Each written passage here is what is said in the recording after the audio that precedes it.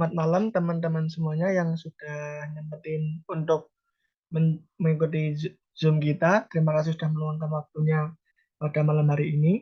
Jadi kami bertiga akan menjelaskan tentang Dagusibu. Jadi Dagusibu itu tentang apa sih? Nanti kita bakal jelasin di Zoom kali ini. Oke, slide selanjutnya dong.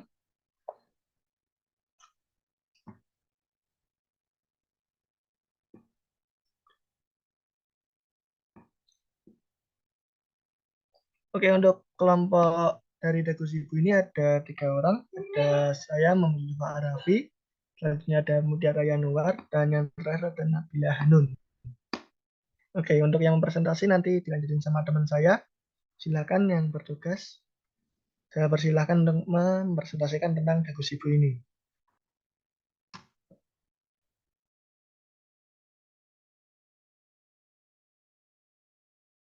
Baik, sebelumnya, Assalamualaikum warahmatullahi wabarakatuh.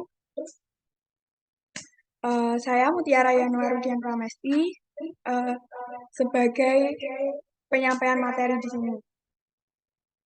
Yang pertama, apa sih Dagusibu itu? Dagusibu adalah singkatan dari dapatkan, gunakan, simpan, dan buang. Selanjutnya, yang diperkenalkan oleh IAIA, Ikatan Apoteker Indonesia, dengan tujuan memberikan informasi kepada masyarakat tentang cara mendapatkan, menggunakan, menyimpan, dan membuang obat dengan cara yang benar. Dalam pengobatan, obat dapat digunakan untuk pencegahan, penyembuhan, pemulihan, dan meningkatkan kesehatan. Obat adalah senyawa kimia yang dapat bekerja sebagai racun jika penggunaannya kurang tepat. Banyak terjadi kasus penyalahgunaan obat seperti overdosis, keracunan, bahkan kematian. Selanjutnya, next.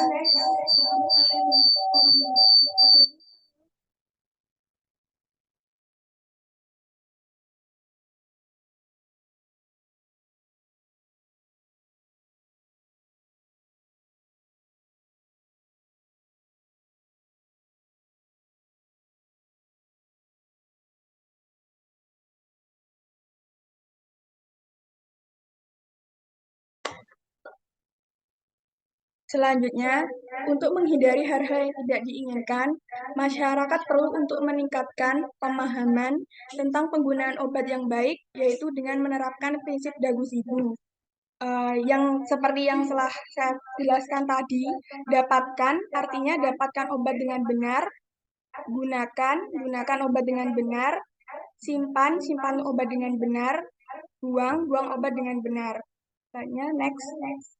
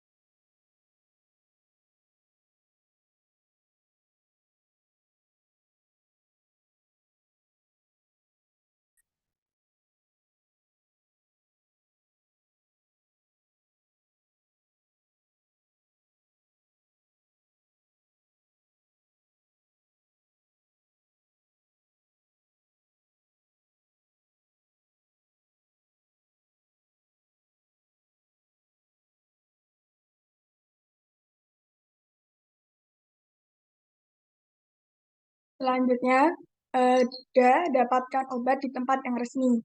Bagaimana sih cara mendapatkan obat yang baik dan benar? Obat dapat diperoleh dari sarana pelayanan kefarmasian yang resmi, yaitu apotek, klinik, puskesmas, dan rumah sakit. Namun, jika tidak ada tempat yang pelayanan obat yang resmi di lokasi terdekat, maka obat golongan bebas dan bebas terbatas saja yang bisa didapatkan di minimarket terdekat yang sudah terjamin kualitas dan legalitasnya untuk menghindari produk obat palsu atau ilegal. Next.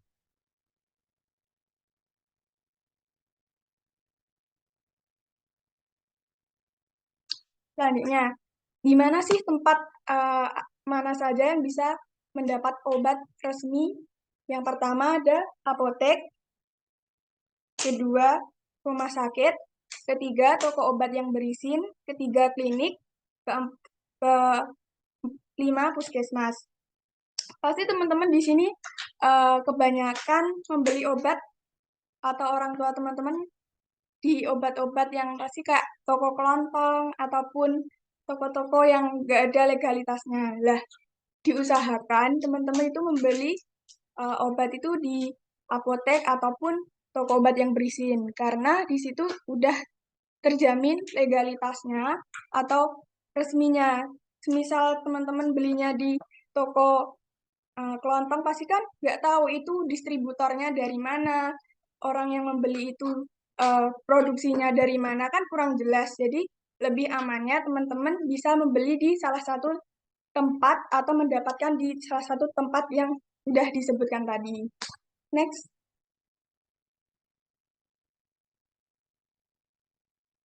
Penggolongan obat berdasarkan tanda pada kemasan.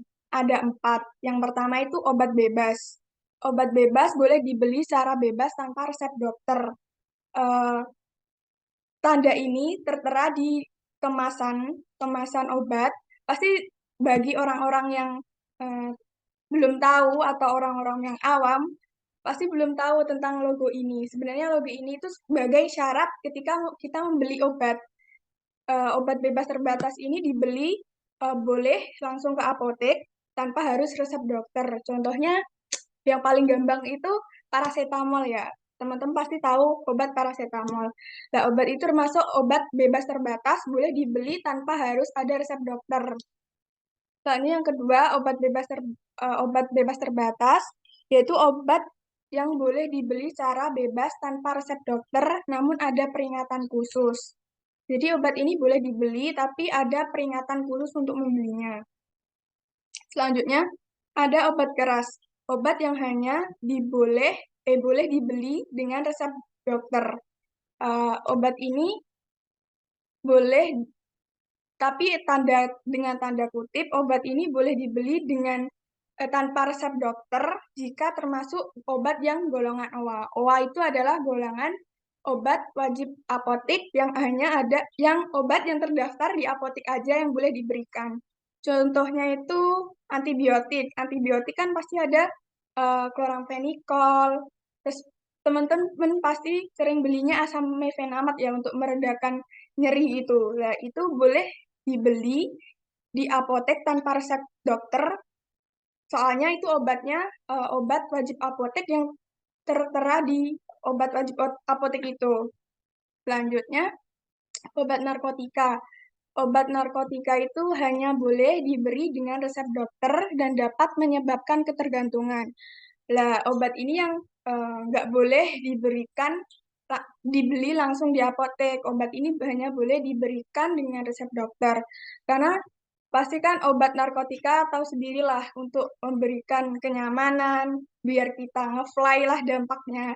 Itu salah satu, jadi nggak boleh diberikan hanya tanpa resep dokter. Selanjutnya, next. Setiap akan membeli produk obat, teman-teman ingat selalu ceklik. Ceklik itu apa sih? Yang pertama, kemasan. Pastikan produk obat dalam kondisi yang baik, utuh, dan tidak rusak. Pastikan ketika teman-teman juga membeli, dicek dulu obatnya dalam kondisi yang baik apa enggak, kemasannya itu utuh apa enggak, ada lubang atau enggak. Karena misal udah rusak kan juga membawa dampak buruk bagi kita semua. Mungkin mikroorganismenya udah masuk dalam obatnya itu ataupun gimana. Dua, label, pastikan informasi produk dalam label lengkap meliputi nama obat, logo obat, komposisi, indikasi, dosis, dan efek samping. Efek sampingnya itu setiap obat itu mempunyai efek samping. Salah satunya mungkin mual, muntah itu salah satu efek samping. Misal obat CTM. Obat CTM itu kan efek sampingnya itu mengantuk lah seperti itu. Selanjutnya, izin edar. Izin edar itu pastikan produk obat memiliki izin edar BPOM yang valid. Eh, jadi, obat yang sudah resmi itu mempunyai eh, tulisan BPOM di kemasan obatnya gitu. Selanjutnya, kadaluarsa. Pastikan produk obat tidak melewati masa kadaluarsa. Pastikan juga ketika mengonsumsi lihat tanggal kadaluarsanya. Pasti banyaklah teman-teman atau orang tua teman-teman lihat kadaluarsanya masih udah kelewat 1 hari masih bolehlah digunakan. Sebenarnya itu nggak boleh ya teman-teman. Kita menggunakan obat ya sewajarnya udah ada tanggalnya ya mengonsumsinya sebelum tanggal kadaluarsa itu. Selanjutnya next.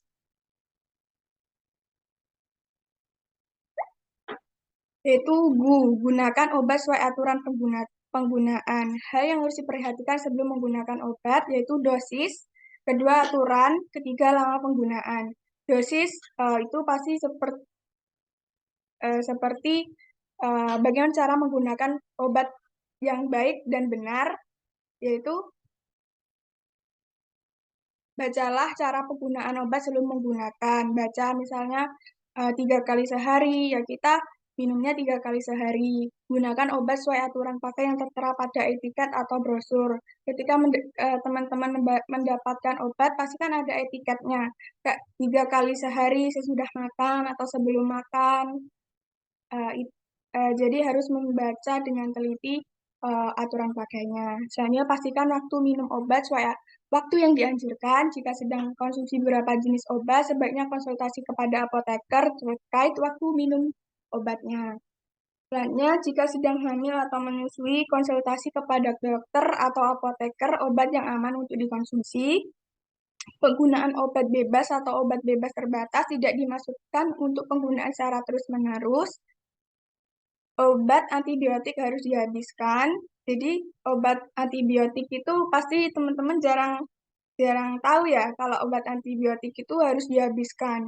Kebalikan untuk obat parasetamol. Obat parasetamol itu sebenarnya digunakan ketika kita sedang merasa nyeri aja. Misal atau merasa panas atau nyeri karena obat parasetamol itu digunakan untuk meredakan nyeri atau meredakan demam. Jadi digunakan ketika teman-teman hanya merasakan demam atau nyeri aja. Ketika udah nggak merasakan itu, teman-teman nggak wajib untuk menghabiskannya.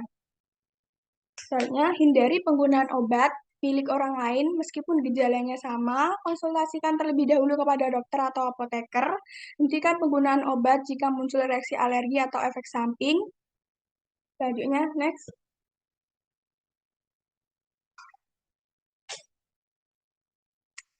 Selanjutnya, simpan obat dengan benar.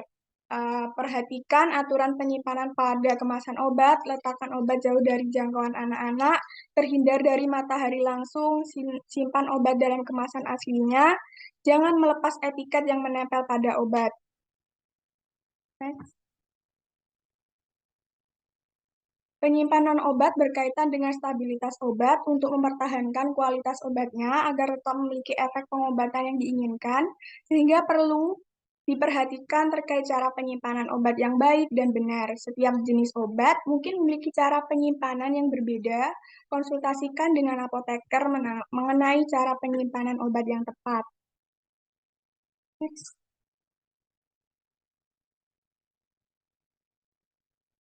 Yang terakhir, buang.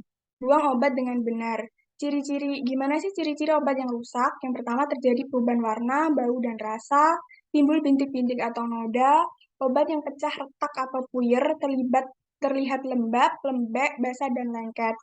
Obat cair, salep, krim, dan lotion menjadi keruh, timbul endapan, mengental, memisah menjadi 2 bagian atau mengeras. Terdapat kerusakan pada kemasan atau wadah. Selanjutnya, kerusakan obat dapat disebabkan oleh yang pertama udara yang lembab, sinar matahari, suhu yang tidak stabil, goncangan fisik. Jadi, teman-teman juga harus kembali lagi ke prinsip yang selanjutnya yaitu simpan obat dengan benar. Selanjutnya, hilangkan ketika sebelum membuang obat, hilangkan semua label dari wadah obat.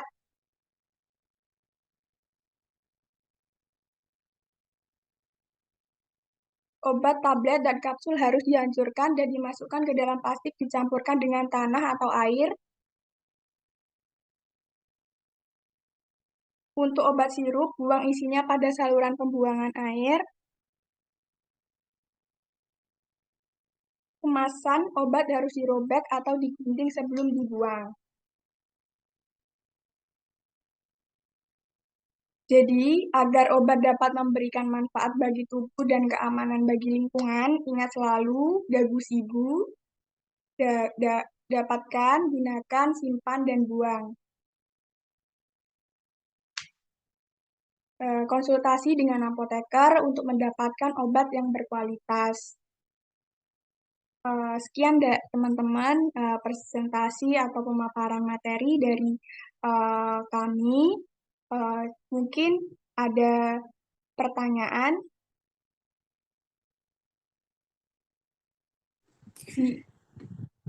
Saya mau tanya, Kak. Ya, boleh. Begini, pertanyaan saya, kalau umpama obat A saya minum. Nah, tapi itu beda beda beda untuk apa namanya resep dari dokternya. Jadi belinya sendiri-sendiri gitu loh. Nah, kan umpama si obat A untuk lambung, nah si obat B untuk paru-paru.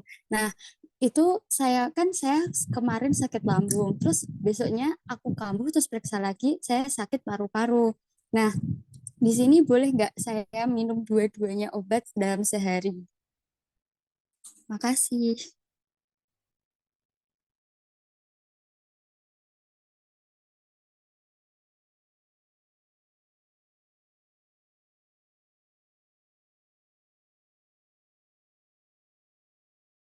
Oke, izin jawab. Soalnya ini waktunya juga tinggal sedikit ya. Tak jawab cepat aja. Kalau mengonsumsi dua jenis obat yang beda itu boleh-boleh aja sebenarnya, tapi tergantung obat itu bila diminum secara bersamaan apakah terjadi reaksi yang aman apa enggak. Ada beberapa obat yang kalau diminum secara bersamaan itu bahaya bagi tubuh kita. Itu bisa. Ya pokoknya tergantung interaksi obatnya juga, tergantung dosis obatnya juga. Nanti itu aman apa enggak, ya gitu gitu ya, tergantung interaksinya aja. Mungkin Mutiara mau nambahin apa enggak? Oke, terima kasih Zulfa atas penjelasannya. Izin menambahkan juga, terima kasih pertanyaan Latifa. Sebenarnya obat itu kan ada dua. Itu kita sebelum kita ngasih, kita harus tahu interaksi antar obat itu sama satu sama lain. Karena kan obatnya itu kan obat jantung atau apa tadi? Paru-paru ya. Paru-paru, obat paru-paru itu kan mungkin termasuk ke golongan obat keras dan itu hanya boleh diberikan atas resep dokter. Lah, itu kita mendapatkan obat itu karena kan resep dokter. Jadi kita sebelumnya harus konsultasi ke dokter, harus periksa ke dokter agar kita mendapatkan resep obat itu agar kita bisa membelinya ke apotek. Gak bisa kita cuma-cuma, Mbak saya sakit ini, saya rasakan paru-paru saya gini, terus langsung beli ke apotek itu nggak bisa, karena itu termasuk obat keras yang hanya bisa diberikan dengan resep dokter. Apakah bisa menjawab dan diterima, Latifa? Oh ya, siap-siap Kak. Ya, makasih bisa diterima. Terima kasih kembali. Oke, karena waktu Zoom-nya juga tinggal sedikit, jadi saya langsung akhiri saja. Terima kasih buat teman-teman yang sudah hadir untuk meluangkan waktu mengikuti sosialisasi dari kelompok kita. Terima kasih. Wassalamualaikum warahmatullahi Ya. wabarakatuh. Sebelumnya foto Waalaikumsalam. dulu ya, on cam dulu semuanya.